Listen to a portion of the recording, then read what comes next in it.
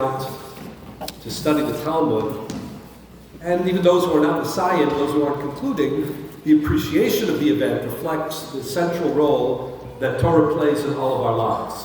Hinei ma tov v'manoi, sheves achim gam yachad. It's really so special also to be here and to see the Rabbanim of the different communities and the Kehilos, as different as they are, come together in unity for this special event. Indeed, Torah tells us that notwithstanding the diversity that enriches Klal Yisrael, we experienced part of that this Shabbos as we concluded Sefer Bereshis by reading Vayechi, and by being exposed to the last will and testament of Yaakov Yisrael to his 12 Shvatim, each of whom was distinctive, each of whom had special contribution to make. We don't gloss over that distinctiveness, but at the same time it was He'asfu, it was gathered together. They were 12 and they were one. And the Torah tells us, Mishpat echad yelachem. As legitimate as different approaches to Torah study are, and there are different approaches. It's you go to different yeshiva, you encounter, somewhat of a different perspective. But Mishpat echad yelachem, the texts, the concepts in the bigger way, the details, and of course the goal is common to all. And therefore, when a community comes together, for the sake of celebrating the study of Torah, it really reinforces that axiomatic idea, the idea that Klal Yisrael, the Jewish people, is defined by our commitment to Torah study, to Torah observance.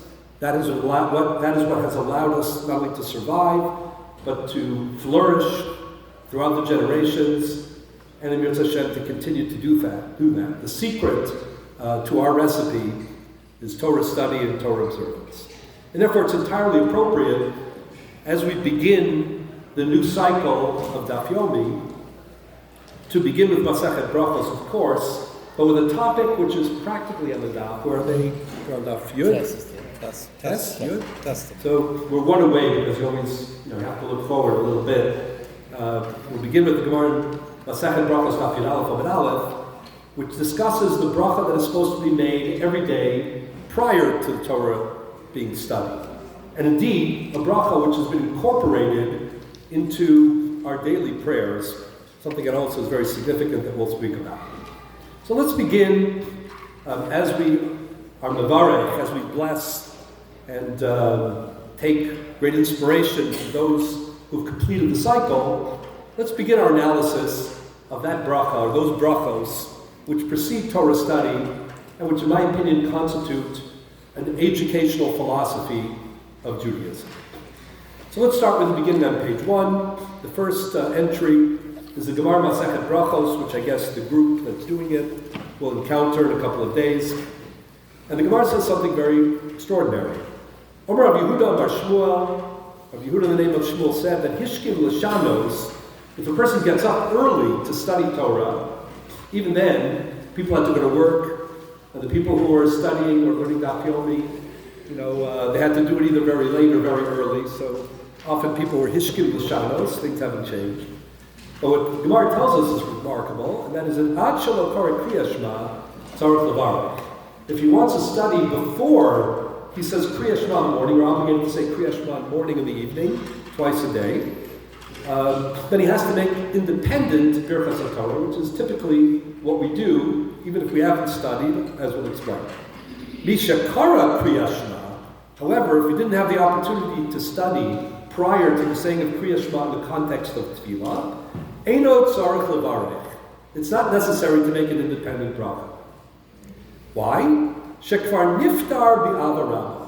If you look at the bracha, the Birchas Kriya Shema that precedes the saying of Kriya Shema, the one right before, which is called Ava Rabbah, concludes with words that basically praise the study of Torah.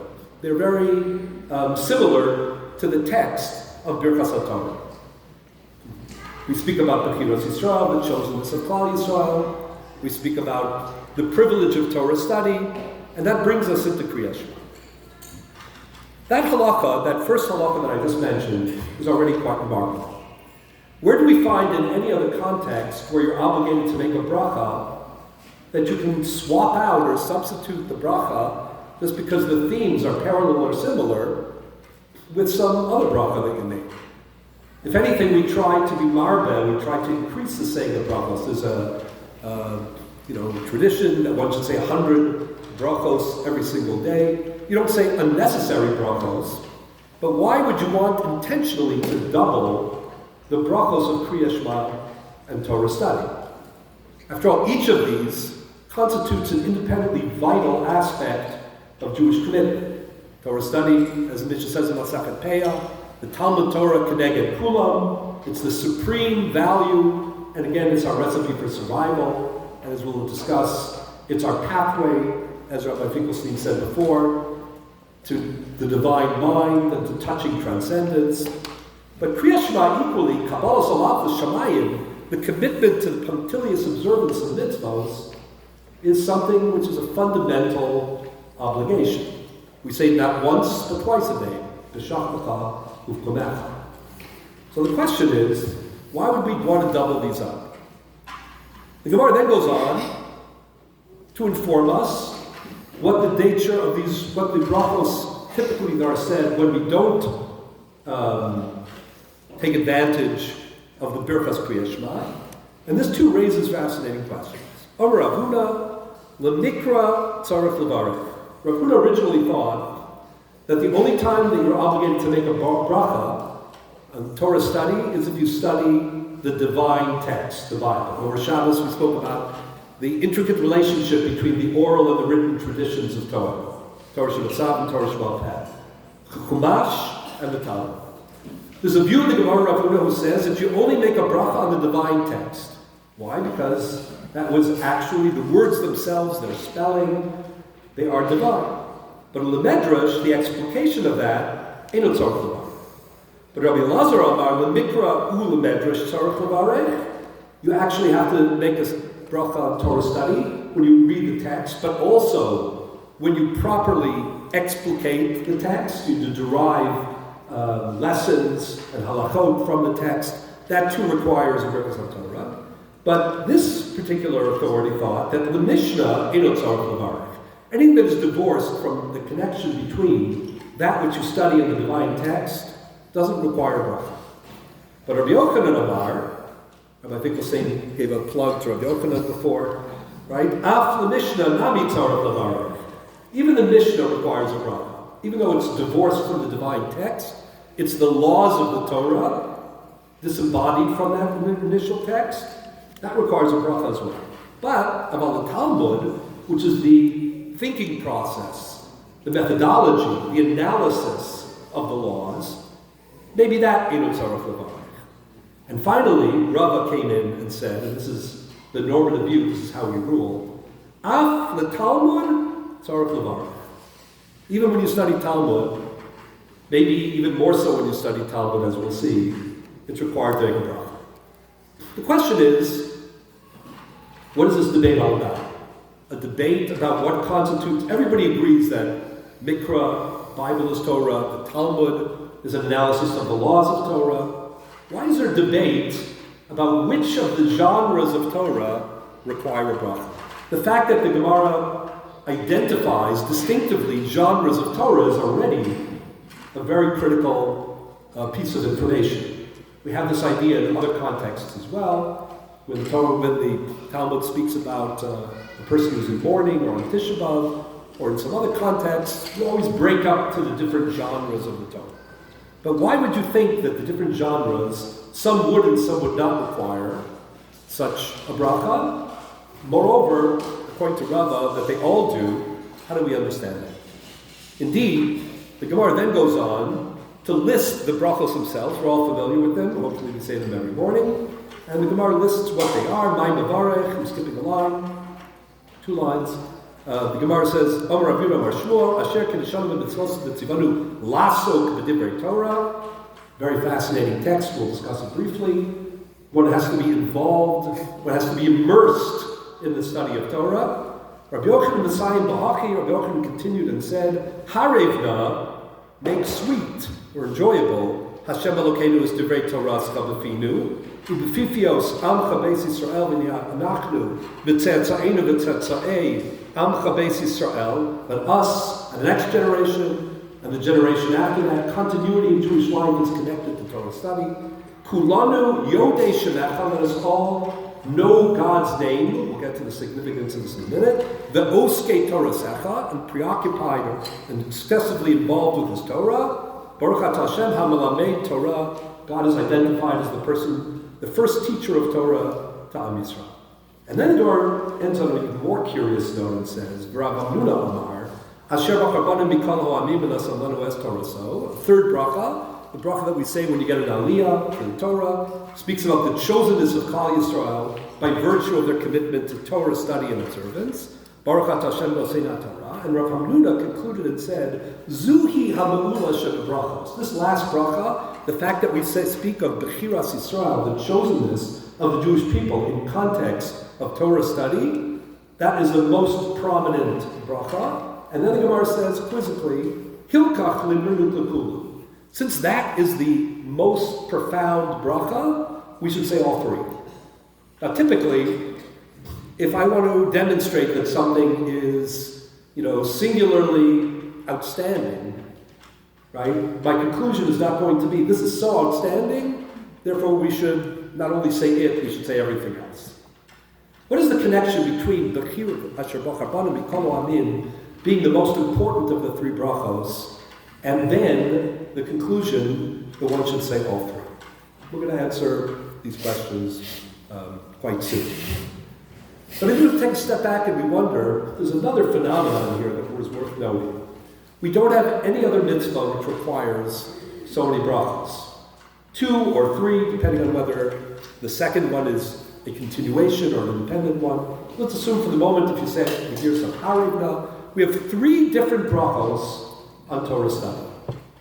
We don't have 3 different brachos on taking a lulav or blowing shofar or eating matzah or any other, or sitting in the sukkah or putting on tzitzis or tefillin. Why 3 brachos for Birchas HaTorah? And why the connection to Kriyas Shema? Why the debate about which genres require and which do not? And why the requirement to say all because of Asher B'charbanim? These are all questions I'm going to leave you with for a moment. I want to go to the next passage. I guess for the Daf Yomi people, it'll be in a week and a half later. It's 10 datim, down the track in Masechet Brachos. Here the Gemara discusses the source for making a bracha, a benediction, a blessing on Torah study. And this is a truly remarkable Gemara, as I'll explain. Omer Rav Yehuda, minayin lebirchas hamazon la'achrei min Torah. How do you know that when you bench, you make a bracha, birchas hamazon, we're all familiar, benching? How do you know that that is a biblical obligation? Now you should know, it's one of the only, maybe according to some, the only biblical obligation to say a bracha. It says, V'achalta v'savata v'rachta, you eat, you're satisfied, you should thank the Rebbeinu Shalom. That's sustenance. We couldn't live if we didn't eat. We should express our appreciation of that. That's a biblical blessing. Almost all other blessings, according to some, all other blessings that we make are rabbinic obligations, not biblical obligations. But the Gemara goes on to say, remarkably, how do you make a bracha after you eat? Shenemar, v'achalta v'savata v'rachta. Then the Gemara says, minayin lebirchas haTorah lefaneha min haTorah. How do you know that before you engage in Torah study, that you should make a bracha? What? I just finished saying that the only biblical bracha, perhaps, is benching. Here, in Masechet Brachos, the Gemara seems to be suggesting that making a bracha on Torah study is a biblical obligation. And then that would make it unique among, there's no other birchas HaMitzvah that we have. Not tefillin, not sukkah, not shofar, and none of them are biblical obligations. They're all rabbinic laws. Why would it be that Torah study alone, in addition to all the questions that we asked about the first passage, 10 dapim later, 10 pages later, a much bigger question, what would elevate it to the status of a biblical obligation?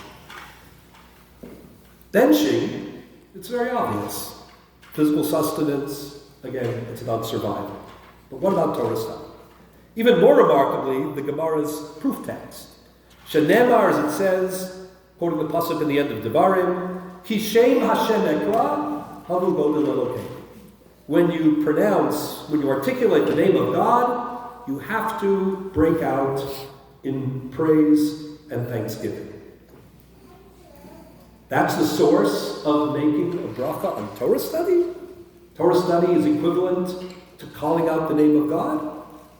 It's fascinating. The Talmud in other places quotes this exact same verse, but for very different Torah obligations. When the Kohen Gadol presides on Yom Kippur, on the sacrificial rites of the Beit HaMikdash, in the most important day of the year, whenever he pronounces the ineffable name of Hashem, everybody used to bow down, based on this pasuk. Ki Shem Hashem Ekra, when the name of God is articulated, formulated, Havu Godel Elokeinu. When we make a mezuzah, right, and we have 10 people, we say the full name of God, right, everybody responds. And that response is based on Ki Shem Hashem Ekra, when you hear the name of God articulated, Havu Godel Elokeinu. But when you study about Shor Shenagach Hasapara, my cow slammed into your ox, or you study the laws of overcharging, or thief, or robbery, or the laws of marriage, that constitutes the equivalent of hearing the ineffable name. In the end of the Gemara, which I'm not going to read now to save a little bit of time, the Gemara says that really you could distinguish between these two brachot that the Talmud considers to be biblical obligations in either direction. On the one hand, benching, of course, that's physical sustenance. That, it's obvious you have to thank God for that. But the Gemara says at the last line of that second entry, the Gemara says, U'ma Torah shekein chayei olam. Maybe it's more obvious that you have to make a bracha on Torah study. Because that isn't just about physical sustenance. That's about finding purpose and meaning in life and providing access to the great reward of Olam Haba, of eternal life. In other words, the Gemara considers this to be a biblical bracha and one which equals or maybe even surpasses benching. And the question is why? It's fascinating to note that when Maimonides, the Rambam, codifies this bracha, he does it in a place which is unexpected. Maimonides was the great systematizer of all Jewish law. It's extraordinary what he did, I often say, and without a computer. Somehow he understood all of Jewish law, and he understood how it all interconnected and interacted, one piece with the other. It's vast and comprehensive. It takes 7.5 years to read the Talmud if you do a page a day. But it takes much more than that to master it. But Maimonides had enormous gifts, and he invested tremendously. So, people who study Maimonides don't just read what he says. We read what he says, and we also examine, every word and also every context, every venue. Where does he put it? Where should the blessings of the Torah be put in Maimonides' work? One would think in one of two places. Maimonides has Hilchos Brachos, where he talks about a lot of the different Birchas HaMitzvah. It's not there. Maimonides has Hilchos Talmud Torah, laws of Torah study. It's not there. Where does he put it? You'll see in the next section, in Hilchos Tefillah. Among the prayers that should be said every day, and he begins with the first Gemara that we read, Hamashkim likro b'Torah kodem sheyikra kriyas shema ben kora b'Torah shebitzav ben kora Torah shebal peh notol yad of tefillah, he washes his hands and mavarech gimel brachos v'achar kakor. The Rambam put this into the tefillah because he felt that every day it's important, whether you study or don't study, but of course it's also to encourage you to study. This is not merely a bracha that you say prior to the performance of a mitzvah. It's part of our daily needs. It's something just like you need to every day thank God for our existence and make requests which make our lives meaningful. Every day we need to say these 3 different blessings on the Torah. By that classification, the Rambam elevated these blessings to a prayer that is connected with, but of course, tremendously enhancing of Torah study. Ramban, Nachmanides, an equally pioneering and profound scholar, went a giant step further. Maimonides wrote 613 commandments, or a work enumerating the 613 commandments called Sefer Mitzvos, the Book of the Mitzvos. And Ramban, many years later, critiqued it, as Jews, are sometimes wont to do. In other words, he analyzed it, and he wrote what he agrees with, what he disagrees with, and so on. So the Ramban accuses the Rambam, Maimonides, of leaving out an important mitzvah. What mitzvah? The mitzvah of saying a blessing on the Torah every morning. If you look at the next piece, Hasagas Ramban Sefer Mitzvahs, Mitzvah Tezvav, Shenitztaveinu lahodos lishmo b'chol eish shenikra b'Torah ala tova hagedola she'asalonu b'siso Torasenu Eilenu v'hodi'anu hamasim harutzuyim lefanav shebehem nidchal chayei olam haba. I'll translate in just a minute. First, before I translate, let me explain what's so astonishing. There are 613 mitzvahs, and any one of the people who enumerate them have to struggle to figure out, what to include and what to keep out. There seem to be many more than 613. You can only pick the ones that are really cardinal, very core principles in mitzvahs. The Ramban says, in his opinion, the Gemara in Masechet Brachot, Chaf Aleph, that we just read, which said that there's a biblical obligation to make blessings on the Torah, is not only normative, we rule that way, that it is a biblical obligation, but it is a blessing which is so significant and central to our lives that instead of attaching it as a detail in the mitzvah of Torah study, which of course the Rambam counts, it deserves its own mitzvah in the 613.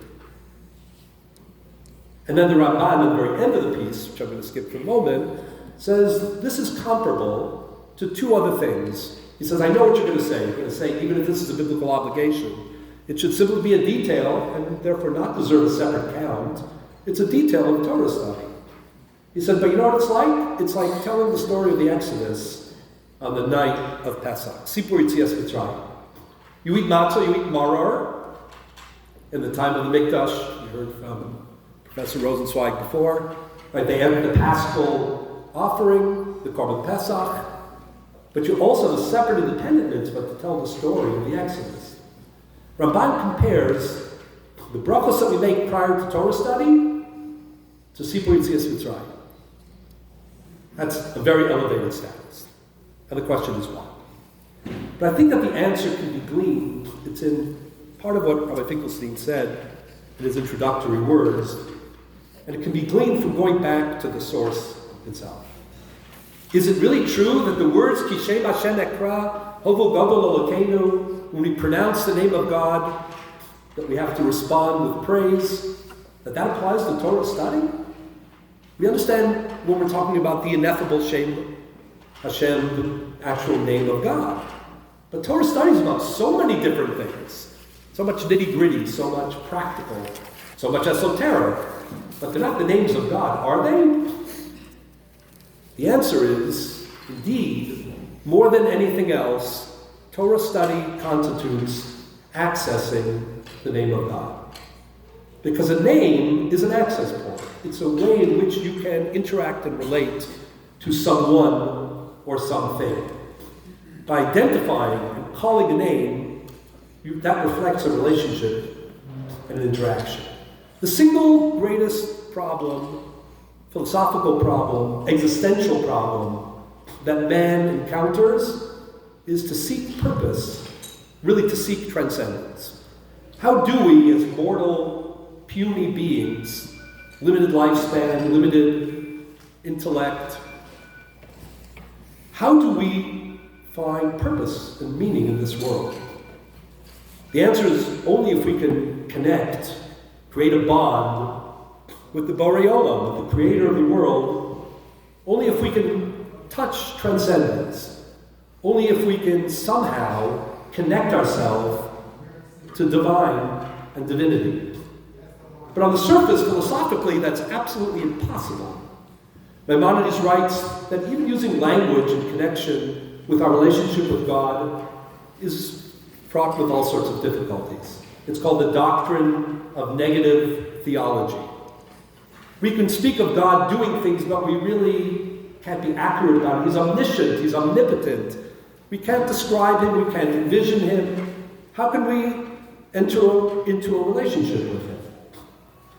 But the Jewish answer to that question is the moment of revelation at Har Sinai for which the world was created. We attach ourselves impossibly, but without that impossible achievement, our lives lose meaning, only by virtue of the divine gift of a pathway to transcendence. And that's what happened in Revelation. That's what Torah is, and that's what mitzvot are. And therefore the entire Torah is Shemos Hashem HaKadosh Baruch Hu. It's the name of God. It's the way that we can accomplish what Maimonides called the Achdut HaMaskil VaHaMuskal. By attaching ourselves to his work and to his words, we end up being connected to him and finding meaning in life. So indeed, the most accurate source for the importance of Torah study, and therefore the need for making a blessing, is Kishem Hashem Ekra, when I call out the name of God, meaning when I encounter the Ribbono Shel Olam impossibly but indispensably in Torah study, Havu Godel Elokeinu. We have to recognize that this is a moment of transcendence. It doesn't matter that we're talking about Shor Shanagach Hasapara, my Volvo banging into your Lexus, or overcharging, or festivals, or education, or marriage.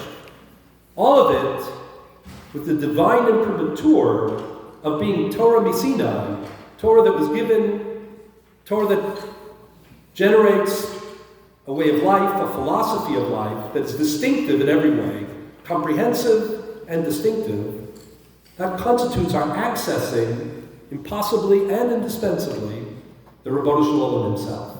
Kishem Hashem Ekra Havu Godel Elokeinu. And this indeed is what the Ramban says if you look at the words when he describes this bracha. According to the Ramban, this is not bracha on the mitzvah of Torah study, as it is for others. It's a bracha lehodos l'shmo. I'm going to read these words again, mitzvah tesvav. Lehodos l'shmo, to thank, notice, l'shmo, his name.